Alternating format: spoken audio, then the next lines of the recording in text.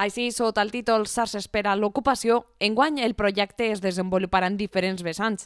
Empreses en xarxa per a la creació i dinamització de xarxes empresarials locals, regionals i comarcals per a la millora de la productivitat. Emprenem en xarxa, que donarà cobertura a l'emprenedoria amb un comitè tècnic que avaluarà les necessitats dels emprenedors i es crearà un punt d'atenció a l'emprendedor i una xarxa virtual d'emprenedoria.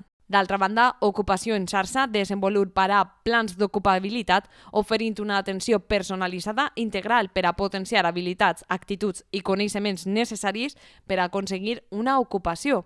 I també Connexió en xarxa, que treballarà en la digitalització per al desenvolupament d'individus, comerços digitals i empreses en xarxa. Totes aquestes vessants tindran el suport al portal d'ocupació i empreses de la Mancomunitat del Camp de Túria.